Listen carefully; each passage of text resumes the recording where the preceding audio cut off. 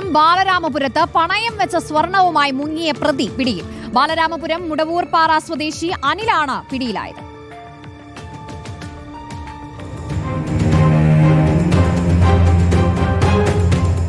സൂര്യ finance എന്ന സ്ഥാപനത്തിന്റെ ഉടമയാണ് പിടിയിലായ അനിൽ. ഇടപാടുകാർക്ക് കൂടുതൽ തുക വാഗ്ദാനം ചെയ്ത് സ്വർണം തട്ടുന്നതാണ് ഇയാളുടെ രീതി. മറ്റ് ബാങ്കുകളിൽ പണയം വെച്ചിരിക്കുന്ന സ്വർണത്തിന് കൂടുതൽ തുക നൽകാമെന്ന് വിശ്വസിപ്പിച്ചാണ് ഇയാൾ ഇടപാടുകാരെ സമീപിക്കുന്നത്. ഇങ്ങനെ ഇയാളുടെ ബാങ്കിൽ പണയം വെക്കുന്ന സ്വർണം ഇടപാടുകാരെ പോലും അറിയിക്കാതെ വിറ്റ് പണമാക്കിയാണ് പ്രതി തട്ടിപ്പ് നടത്തുന്നത്.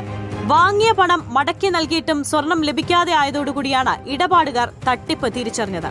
ഇത്തരത്തിൽ പാറശാല സ്വദേശി അജീഷിന് 63 പവൻ സ്വർണം നഷ്ടമായി. ബാലരാമപുരം സ്വദേശി സുനിതയുടെ 25 പവനും ഇയാൾ തട്ടിയെടുത്തു.